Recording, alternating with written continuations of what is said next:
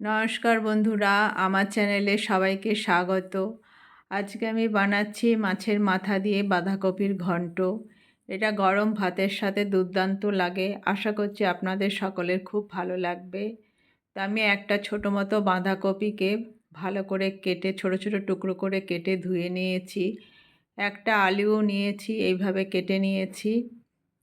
আর একটা বড় মাছের মাথা ছিল, তাই হাফ নিয়েছি। ধুয়ে নুন হলুদ মাখিয়ে নিয়েছি।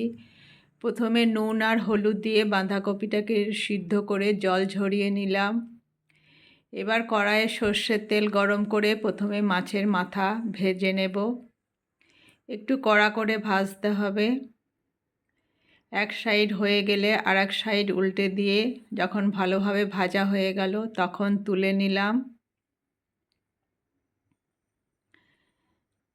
তারপর ওই তেলের মধ্যে জিরে, গোটা জিরে, শুকনো লঙ্কা, তেজপাতা ফোড়ন দিয়ে একটু নেড়ে নিয়ে ওর মধ্যে আমি এবার পেঁয়াজ, একটা বড় সাইজের পেঁয়াজ আর দুটো কাঁচা লঙ্কা ছোট টুকরো করে কেটে ওর তেলে দিয়ে দিলাম।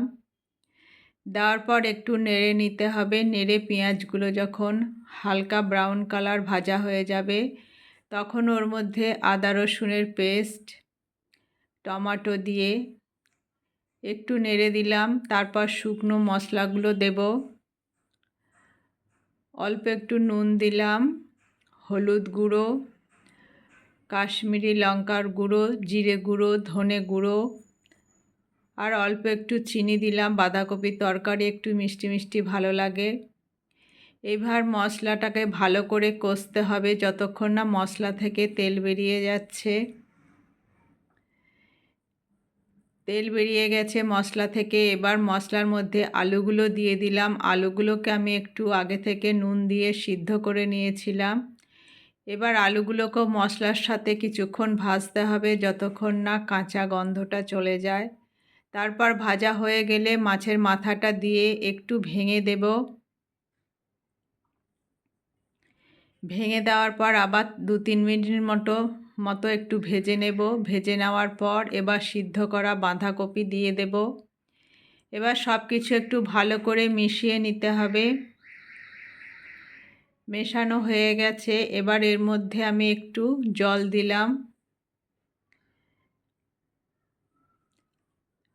আগেও আমি নুন দিয়েছিলাম বাঁধাকপি সিদ্ধ করার সময়, তাও আর একটু পরিমাণ মতো নুন আর একটু লঙ্কা গুঁড়ো, 4টে কাঁচা লঙ্কা দিয়ে আবার একটু ভালো করে সব কিছু মিশিয়ে নিলাম।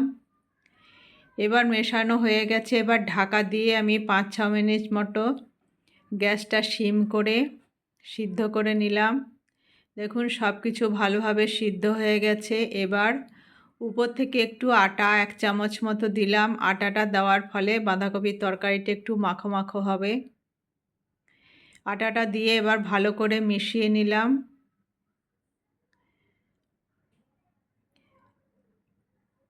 তারপর আমি 1 চামচ মতো ঘিও দিয়ে দিলাম। ঘি দিলে বাঁধাকপির টেস্টটা আরও বেড়ে যায়।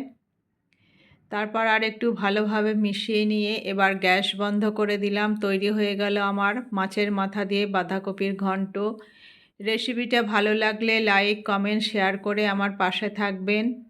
আজ এখানে শেষ করছি। সবাই ভালো থাকবেন, সুস্থ থাকবেন। Bye bye.